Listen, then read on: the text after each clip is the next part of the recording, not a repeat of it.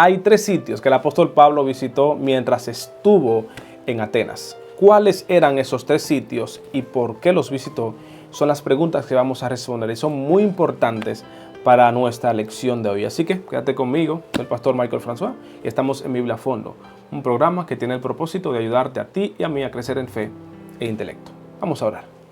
Muchas gracias, Dios, por tu bondad. Ponemos en tus manos vida y salud, pidiendo que nos ayudes a identificar los escenarios donde podemos explicar tu palabra para que las demás personas puedan llegar a un conocimiento de la verdad. Siempre oramos en el nombre de Jesús. Amén. Como ayer, inicio agradeciéndote porque durante el trimestre pasado completo, cuando estuvimos hablando de crecer en nuestra relación con Dios, estuviste ahí apoyándome en ese contenido. Así que te voy a invitar a que de manera afable puedas continuar apoyando este contenido y creciendo conmigo en fe e intelecto. Si te gustaría, sigue la cuenta, dale un me gusta, comparte el contenido con un amigo cercano y escribe en la caja de comentarios el título de nuestra lección, de Atenas a Corintios. El capítulo que estamos dándole seguimiento hoy es el 17 de Hechos. Sabes que Hechos es un libro escrito por Lucas que se constituye el contexto histórico donde se presenta la mayor parte de las acciones del apóstol Pablo y también de los apóstoles en su labor misiológica. Así que en esta lección para nosotros, en la lección de este trimestre, para nosotros conocer bien a profundidad todo lo que tiene que ver con estas dos cartas, es menester que recurramos frecuentemente a los hechos. La pregunta que tenemos que responder es ¿cuáles son los tres sitios que el apóstol Pablo visitó mientras estuvo en Atenas y por qué los visitó? Vamos a comenzar recordando que Atenas era un sitio donde había mucha idolatría, muchos pensamientos distintos y mucha superstición. Así que era un sitio que obligatoriamente Dios tenía que buscar un método para comunicar el evangelio en ese escenario. Así que la persona que Dios seleccionó fue el apóstol Pablo y él gustosamente aceptó. Y hablando de esta aceptación, nosotros hablamos de que el apóstol Pablo descubrió su llamado ayer. Hablamos ayer de que el apóstol Pablo descubrió su llamado. También presentó su alto nivel de servicio y de misión. Así que la Biblia también es muy específica cuando nos habla de la misión. Por ejemplo, de la doctrina que estamos hablando hoy, principalmente es de la misión y el evangelismo. La misión y el evangelismo. La Biblia es clara en el capítulo 28, versos 19 al 20, cuando nos habla de la gran comisión. Id y predicad el evangelio. El capítulo también 1 y verso 8 de Hechos nos dice: y recibiréis poder cuando haya venido sobre vosotros el Espíritu Santo. Sabe que el texto dice que seremos testigos en todas las naciones. También el capítulo 10 y verso 14 hasta el 15, el apóstol Pablo ahí dice que hay una necesidad de que alguien anuncie el evangelio, concluyendo: ay de mí si no anuncio el evangelio. Así que la idea de la misión y el evangelismo es sumamente bíblica porque es la centralidad del evangelio basada en Jesucristo. Ahora, ¿cuáles son los tres sitios? Comprendiendo nosotros que es bíblico ir a predicar el evangelio, ¿cuáles fueron los tres sitios que el apóstol Pablo visitó?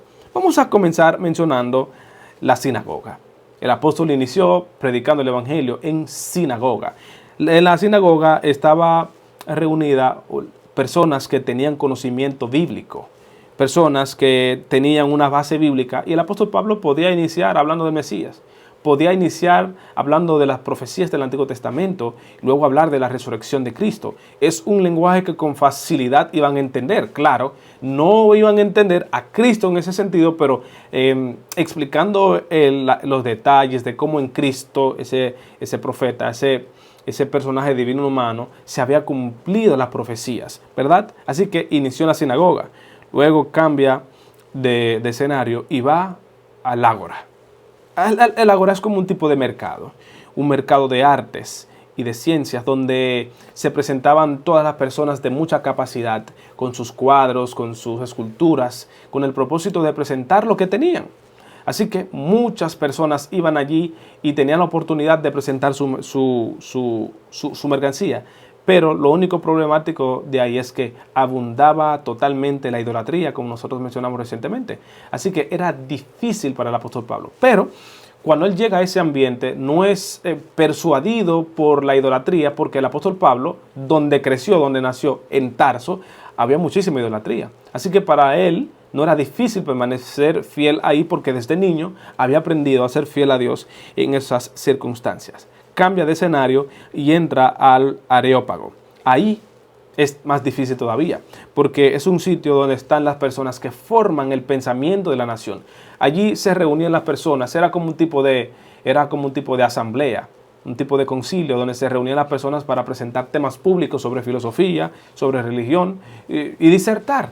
Así que Aristóteles, Sócrates había tenido oportunidad de presentarse allí, y tal vez Lucas está presentando a Pablo como nuevo Sócrates en el contexto del Evangelio.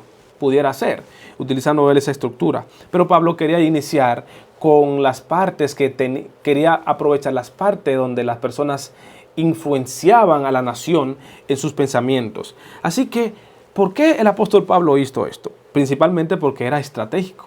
El apóstol Pablo aprovechaba el contexto donde había más personas y predicaba el evangelio allí. Así que la acción que el apóstol Pablo realiza no es al azar, es planificada, es bien inteligente, porque él escogió deliberadamente 3 escenarios, porque cada uno representa un tipo de audiencia distinta. Cada uno de esos sitios era una audiencia distinta. El apóstol Pablo quería aprovechar este detalle. Pero, a diferencia del apóstol, muchas veces nosotros esperamos que las personas lleguen a la iglesia. Nosotros seguimos actuando como el pensamiento del Antiguo Testamento, donde Dios le dijo a las naciones Dios le dijo al pueblo israelí que las naciones iban a venir a buscar el deseado de todas las gentes. Y nosotros seguimos con esa cosmovisión. No cambiamos a lo que Jesús hace en el Nuevo Testamento, donde cambia el sentido de misión. Por supuesto, en el Antiguo Testamento el pueblo se desplazó de Egipto para ir a Canaán, en el centro del mundo, para predicar. Sí, pero después que se establecieron ahí, ya no volvieron a caminar para ningún otro sitio a hacer evangelismo. No, pero en el Nuevo Testamento, el texto bíblico dice en Hechos 1:18, recibiréis poder para que salgan a todas las naciones, tribu y lengua. Así que nosotros a veces nos quedamos sentados en casa, sentaditos. Y los programas de la iglesia a veces se constituyen en oportunidades para alimentarnos y sentarnos. Pero lejos de elaborar una crítica bien estructurada con el propósito de bajar la autoestima espiritual que tenemos, no, lejos de eso queremos concientizarnos.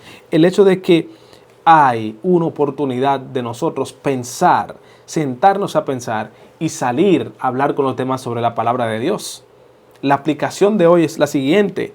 Haz una lista de 3 ambientes donde tú pasas la mayor cantidad de tu tiempo, y ora a Dios pidiéndole que te presente la oportunidad para dar la Biblia, para presentar su palabra.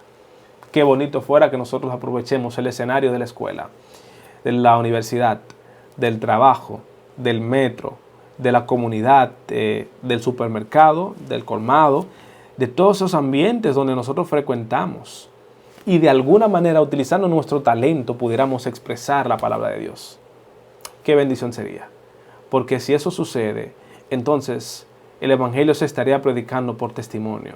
La misión se estaría cumpliendo y un pueblo bien preparado se estaría alistando para esperar a su gran Señor volver. El tiempo que ha de venir, el que ha de venir vendrá y no tardará. En aquel día, todo ojo le verá. Pero para que esto pueda suceder, es menester que nosotros nos preparemos. Es menester que nos preparemos, pero preparemos a un pueblo, preparemos a una nación que está esperando concienzudamente la venida de Cristo, y que no están miedosos porque estamos en un contexto de juicio, no. Están bien gozosos porque el anuncio que se hace del evangelio es las buenas nuevas de que hay un juicio, pero en el juicio se va a vindicar el carácter de Dios. Y cuando se vindica el carácter de Dios, hay un pueblo que será maltratado, hay un pueblo que recibirá un veredicto malo, pero hay un pueblo que en esa vindicación del carácter de Dios va a recibir un veredicto porque es el pueblo de Dios. Y ese pueblo que va a recibir ese veredicto, esperamos que, aunque hay muchos que se van a perder, estemos tú y yo, y aparte de que estemos tú y yo, hayamos hecho grandes obras para que personas se acerquen a Cristo. Muchas gracias, Dios, por tu bondad y misericordia. Prepáranos para que hagamos lo que tú esperas que hagamos en Cristo. Amén y amén.